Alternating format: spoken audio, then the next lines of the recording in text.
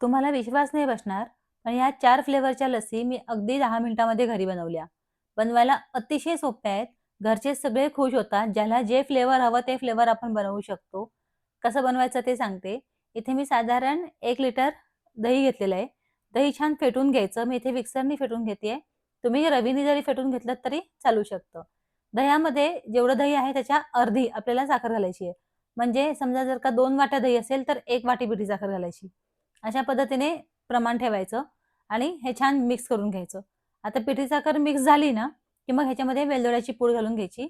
ती देखील अशी व्यवस्थित मिक्स करून घ्यायची. दही किती आंबट आहे त्याप्रमाणे साखरेचं प्रमाण तुम्ही कमी जास्त करू शकता. व्यवस्थित सगळं तिन्ही गोष्टी मिक्स करून घ्यायच्या. या तिन्ही गोष्टी मिक्स झाल्या ना, की आपण आता फ्लेवरची लस्सी ह्याच्यातूनच तयार करायची आहे. आता इथे मी पिस्ता आणि केशर घेतलेला आहे.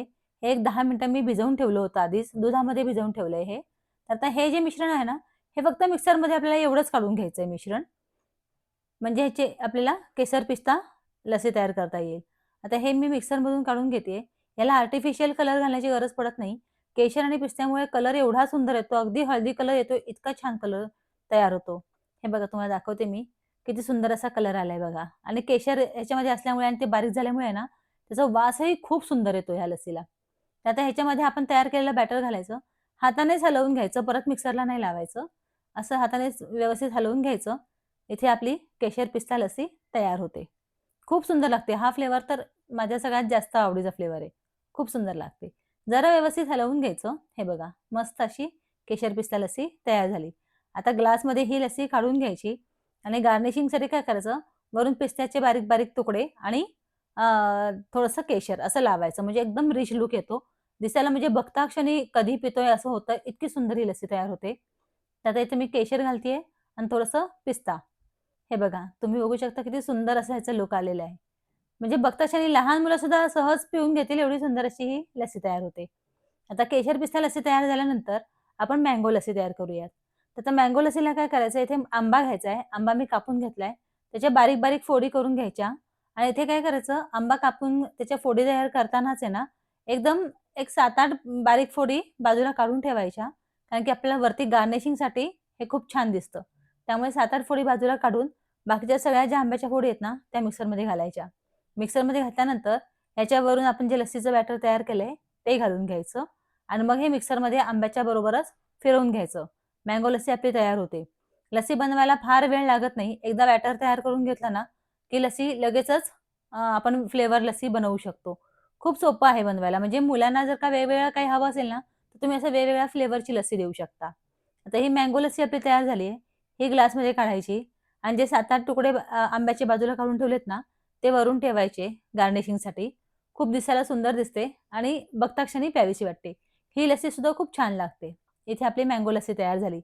आता आपण रोज लस्सी तयार करूयात. तर इथे रोज सिरप घेतलेला आहे मी. रोज सिरप साधारण उन्हाळा म्हटलं की सरबत करण्यासाठी रोज सिरप, स्ट्रॉबेरी सिरप घरामध्ये असतंच. आपण त्याचे सरबत बनवतो. तर मग ते रोज सिरप घेतले ह्याच्यातले साधारण 4 मोठे चमचे मी सिरप काढले. ते मिक्सरच्या भांड्यामध्ये घ्यायचं. नंतर ह्याच्यावरती अ, बॅटर घ्यायचं आपल्या लस्सीचं. इथे मी मिक्सरच्या भांड्यामध्येच घेतलंय हलवायचंय म्हणून. तुम्ही कुठल्याही भांड्यामध्ये घेऊ शकता कारण की आपल्याला हे मिक्सरमधून मिक्स करून काढायचं नाहीये. असंच मिक्स केलत ना तरी छान होतं. ह्याच्यामध्ये काय असतं रोज सिरपमध्ये ना गुलाबाच्या पाकळ्यांचे तुकडे असतात. ते पण हे बारीक होऊन जाऊ नयेत म्हणून मी हे हातानेच हलवून घेतले. हाताने हलवून घेतलेलं जास्त छान. गुलाबाच्या पाकळ्या अशा छान लागतात त्याच्यामध्ये. त्यामुळे मी ते हाताने हलवून घेतलेलं आहे. तर आता हे छान ग्लासमध्ये काढून घ्यायचं आणि गार्निशिंगसाठी वरतून गुलाबाच्या पाकळ्या ठेवायच्या. खूप सुंदर दिसतं हे सुद्धा आणि प्यायला सुद्धा खूप सुंदर लागते ही लस्सी सुद्धा. आता चौथी लस्सी जी आहे, ते पण वेलदोड्याची पूड घालून ठेवलेली आहे ना, ते असंच बॅटर याच्यामध्ये घ्यायचं. ही सुद्धा लस्सीच आहे. याच्यामध्ये आपण वेलदोड्याचा फ्लेवर दिलेला आहे. वेलदोड्याची आपण पूड घातलेली असल्यामुळे आणि ही नुसती साधी लस्सी सुद्धा प्यायला खूप सुंदर लागते.